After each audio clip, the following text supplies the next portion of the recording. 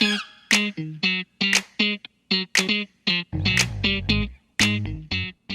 we are live with another episode of Commercial Roofing Radio. We've got another mini episode live from the Commercial Roofing Academy. I'm here with Aron Winter. He is the president of ProTech Building Products.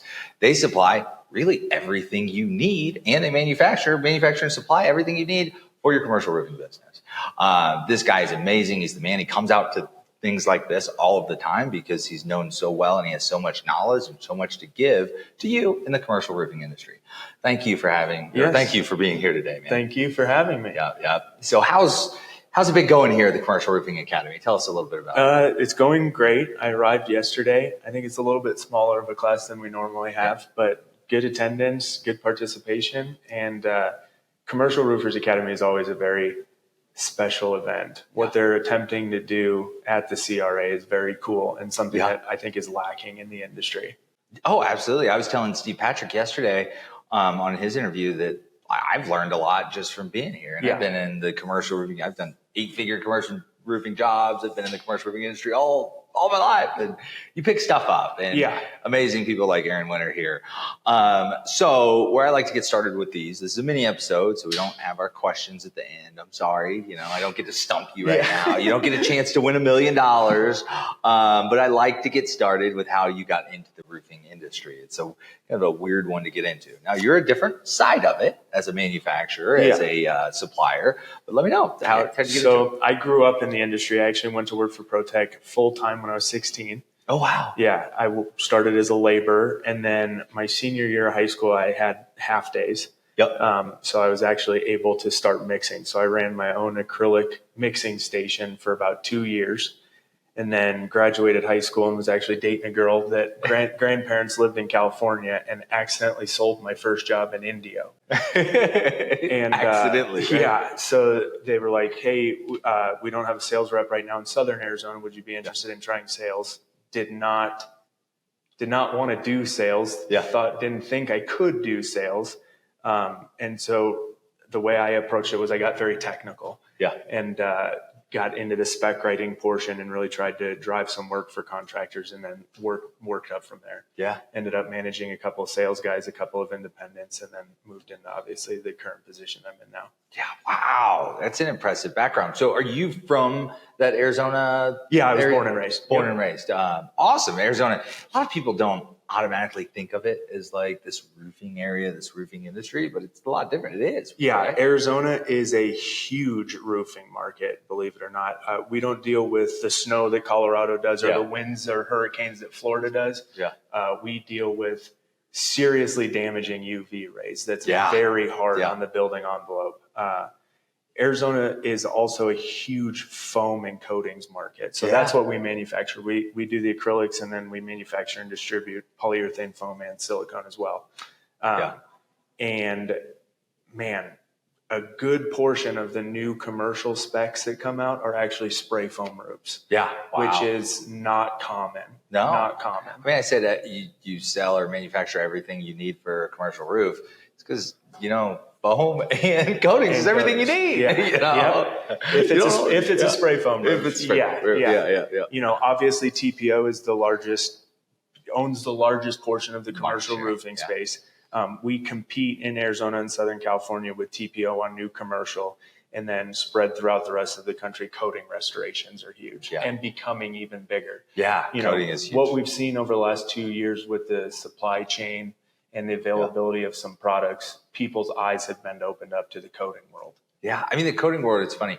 I got introduced to the coating world in Las Cruces, New Mexico. I know Paul Reed talks about that storm sometimes that he went down there to Las Cruces, New Mexico. I took my roofing company there at the same time he did. We were actually going up against each other on some jobs. Of course, I won them all, right? It's Paul. Who's going to meeting? Me versus Paul? Come on. Any day. But no, it's funny. We always laugh and joke about it. But that's where I learned. And they were putting coatings on shingle roofs. It was really backwards, old school stuff. And I had to learn a lot really quickly when it comes to that. So, and there's a whole world like silicone versus acrylic, different types of acrylic, different types of silicone ones. Some are waterproofing, some aren't. You've got to make sure that they breathe. You got one-way breathers, two-way breathers. You got all this kind of, and you just get into it, right? Yep, absolutely.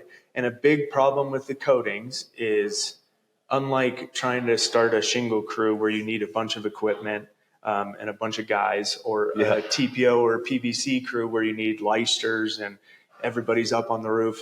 Coating, you go to Home Depot, you buy a 5-gallon bucket and a roller, you're off to the races as a roofer. You're painting the ground, guys. Yeah. It's not that hard. That's funny. So you just made the comment paint. So when people, it drives me nuts when people refer to roof coating as paint. I'm telling you. And that's a jab that everybody takes. That's what they do. It's just paint. No, there's a difference.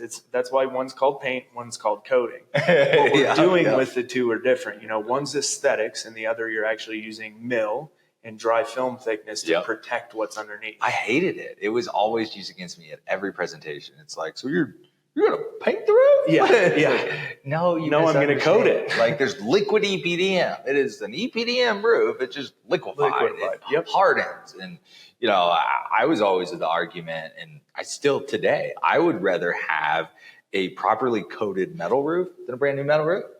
To me, it holds up way better. It lasts way longer. Yeah, I mean, there's things like that where I would rather have the coated roof than the original roof. It's funny. I work with a very large, Arizona is different because a lot of the residential building types are flat roofs. Yeah. So you see a lot of foam main coating used on residential. But I work with a very large commercial roofing contractor out of Phoenix that installs granulated cap sheet, brand new commercial roofs, and coats them day one.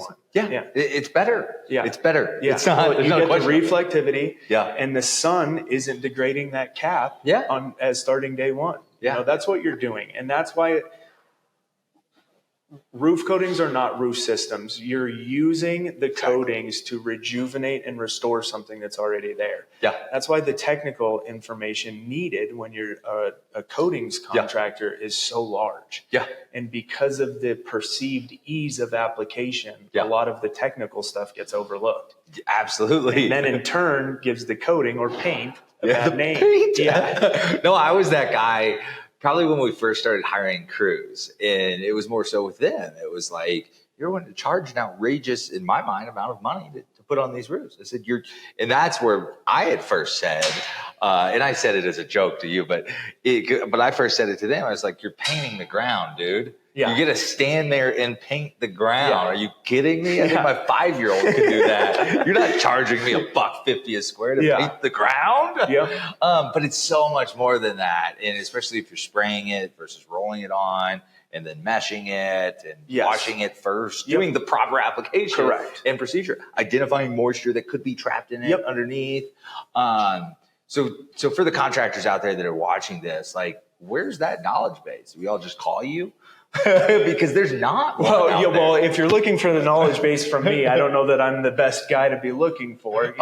There's plenty of experts in the industry.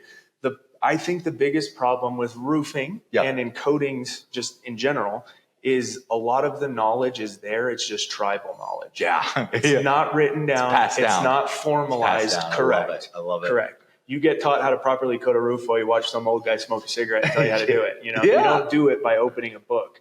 Unfortunately, that's going to have to change. Yeah. A lot of those guys are retiring. If they haven't already retired, they're on their way out. And we're going to be left with a new workforce that didn't have the chance to get that tribal knowledge. So work with the manufacturers. That's the best place to start. And then there's obviously trade associations. Yeah. Spray Polyurethane Foam Alliance is a great one for coatings and foam. The manufacturers is where you need to start, especially as the contractors start to move into the commercial space. A lot more goes into those projects, and you're going to need a teammate. People don't understand the power of a team. Yeah. I tell people all the time with national contractors, so we're a national law firm. So our biggest thing is like, that apartment complex over there. So roofers going to sell that giant apartment complex, and you're just going to walk in alone. Yeah. Like, we work with each other, man. I'm part of your team. Right. We're a national law firm that settles billions of dollars worth of claims.